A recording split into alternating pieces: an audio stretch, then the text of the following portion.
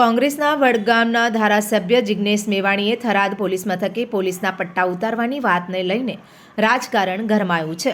Police પરિવારના આક્રોશ બાદ હવે જિગ્નેશ મેવાણીના સમર્થનમાં અનેક લોકો રસ્તા ઉપર ઉતર્યા છે. પાટણ, વાવ અને થરાદમાં મોટી સંખ્યામાં લોકોએ પોલીસ સ્ટેશનની બહાર મોરચો માંડ્યો હતો. ત્યારબાદ આજે બનાસકાંઠા જિલ્લાના ડીસા શહેરમાં પણ જિગ્નેશ મેવાણીના સમર્થનમાં ભવ્ય રેલીનું આયોજન કરવામાં આવ્યું હતું. કોંગ્રેસ પક્ષના તેમજ આમ આદમી પાર્ટીના આગેવાનો અને કાર્યકરો સાથે મોટી સંખ્યામાં દલિત સમાજના લોકો પણ રેલીમાં જોડાયા છે. ડીસા નાયબ કલેક્ટર કચેરીમાં બેસીને દારૂ, જુગાર અને હપ્તા બંધ કરાવવા સૂત્રોચ્ચાર કરાયા. ડીસા શહેરમાં અને તાલુકાના લોકો ઉમટ્યા હતા અને ધારાસભ્ય જિગ્નેશ મેવાણીના સમર્થનમાં મોટી સંખ્યામાં લોકો ઉમટ્યા હતા. જિગ્નેશ મેવાણીના સમર્થનમાં રેલીનું આયોજન કરવામાં આવ્યું હતું. આ રેલીમાં જિલ્લાના કોંગ્રેસ આગેવાનો, આમ આદમી પાર્ટીના આગેવાનો અને કાર્યકરો સાથે મોટી સંખ્યામાં દલિત સમાજના લોકો પણ હાજર રહ્યા હતા.